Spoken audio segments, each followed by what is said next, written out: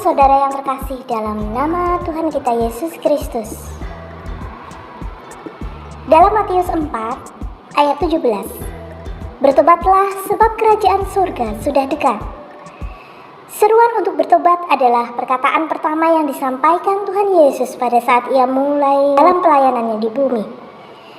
Berita tentang pertobatan ini diseru-serukan Yohanes Pembaptis di padang gurun Yudea di awal pelayanannya kepada umat Israel. Jadi hidup dalam pertobatan adalah kehendak Tuhan bagi semua orang, terlebih-lebih kita yang mengaku percaya kepadanya, sebab yang menjadi dasar pertobatan sejati adalah iman kita kepada Tuhan Yesus Kristus. Untuk menuju pertobatan sejati ada langkah-langkah yang harus kita perhatikan. Yang pertama, bahwa kita harus menyadari bahwa diri kita ini adalah orang berdosa. Ada banyak orang yang menganggap dirinya benar dan suci sehingga ia merasa bahwa dirinya tidak perlu bertobat. Pengakuan jujur sebagai orang berdosa yang memerlukan pengampunan dosa dari Tuhan Yesus adalah langkah awal pertobatan. Pengakuan kita adalah bukti bahwa kita mau merendahkan diri di hadapan Tuhan, sebab jika kita berkata bahwa kita tidak berdosa, maka kita menipu diri kita sendiri dan kebenaran tidak ada di dalam diri kita. Ini ada dalam Yohanes 1 Yohanes 1 ayat 8. Apabila kita mau datang kepada Tuhan Yesus dan mengakui dosa-dosa kita, maka dalam 1 Yohanes 1 ayat 9, maka ia adalah setia dan adil, sehingga ia akan mengampuni segala dosa kita dan menyucikan kita dari segala kejahatan. Bahkan dikatakan, sekalipun dosamu merah seperti kirmizi, akan menjadi putih seperti salju. Sekalipun berwarna merah seperti kain kesumba, akan menjadi putih seperti bulu domba. Baru bertobat. Setan itu raja tipu, belum kaya udah mati. Dan yang kedua, setan tidak bisa berkati. Itu diambil dari anak cucu. Jelas? Jelas? Karena setan bukan pencipta. Makanya dukun itu tidak minta kaya sendiri, karena tahu diambil dari mana. Jelas? Jelas? Ingat, ini saya semua, setan bukan pencipta. Setan bukan sumber berkat. Jelas? Jadi kalau orang minta jimat keselamatan ke setan, nabrak mobil selamat, nabrak motor selamat, nabrak kereta api tetap mati, itu keselamatan anak cucunya dipindah orang tuanya. Anak cucunya nanti sering kecelakaan sama sakit-sakitan. Jelas? Dan yang minta jimat selamat kena kutukan, miskin seumur hidup. Ingat, setan tidak ada tujuan menolong manusia, karena setan tahu itu saja semua tidak diampuni. Jelas? Jelas? Suatu kali saya pernah dimintai tolong. Seorang bapak-bapak nemuin saya. Dikatakan bapak tapi belum menikah, tapi udah kawin. Waktu itu dia datang ke saya. Pak, ini Pak Tony ya, dukun santet ya. Saya diam aja. Pak, saya ini germu. Bilang gitu. Saya bingung untuk menyelamatkan nyawa saya. Kakek nenek saya terlibat perjanjian setan, diberi kekayaan dan kehormatan, tapi anak cucunya akan mati semua di bawah usia 50 tahun.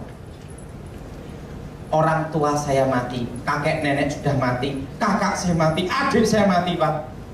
Dan umur saya, Pak, 49 tahun.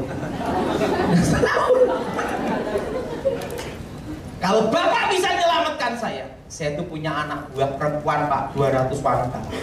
Dan saya punya stok gudang perawan 5, Pak. Kalau Bapak nolong saya, stok gudang saya 5 perawan untuk Bapak semua. Saya ngomong, wah kacau ini. Saya udah bertobat, waktu dulu juga bukan dukun cabul. Dulu pun juga bukan dukun cabul. Langsung ngomongin, oh maaf Pak, Bapak udah bertobat ya? Iya. Waduh, gimana nih? Kamu percaya Yesus, pasti kamu selamat. Pak, saya disuruh percaya siapa aja saya percaya, Pak. Asal saya bisa selamat, Pak. Kan 49 tahun tinggal 1 Nah, saat dia ngomong, kamu percaya Yesus? Waktu mau saya doa, itu saya tidak bisa lupa. Aku mau doa. Stop! Ada apa? Pak, saya bawa pistol, Pak. Ya ampun, pistolnya 2 lagi. Jangan sampai waktu doa lupa, Mak, jedor repot, Pak. Wah, sialan. Wah, ngagetin orang. Mana pistolnya? Taruh sana. Pak, ada izinnya, tenang aja. Pistol kita aja. Saya doain pelepasan dalam Yesus, batakan perjanjian. Manifestasi kayak ular. Nah, itu dia pulang. Berapa tahun kemudian saya tidak ketemu. Suatu kali saya khotbah di tempatnya Pak Edi Leo, Gereja Abalok 6 Center. Tiba-tiba waktu saya jalan mau ke mimbar, Waduh, masih ingat saya?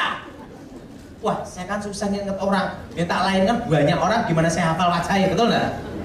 Ingat Pak Germo. Oh ya, ya tidak lupa. 5 stok gudang. Udah lupa ini. Oh iya, kamu si Germo yang nyiapin stok gudang 5 perawan. Saya udah bertobat, kamu suruh ini ya. Dari dukun cabul apa? Saya udah bertobat. Wah, Pak, makasih Pak. Saya sudah selamat. Saya satu-satunya generasi yang bisa melewati usia 50 tahun. Saya tanya, kamu udah bertobat belum? Pak, bisnis tetap jalan, Pak. Kacau deh. Tapi mereka tak bikin sel group.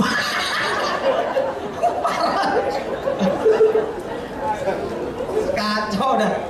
Tapi dia satu-satunya dari generasi yang lolos usia 50 tahun. Maka saya katakan nikah belum, kawin sudah.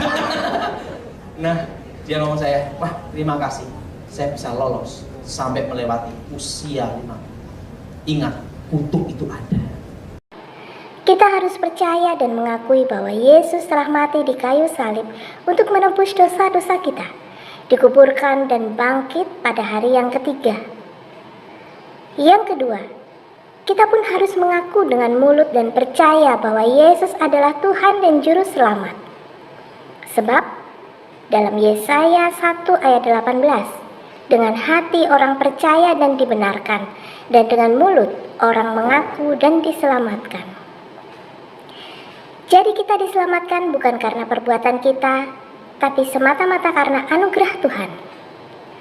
Sebab karena kasih karunia kamu diselamatkan oleh iman. Itu bukan hasil usahamu, tetapi pemberian Allah. Itu bukan hasil pekerjaanmu. Jangan ada orang yang memegahkan diri.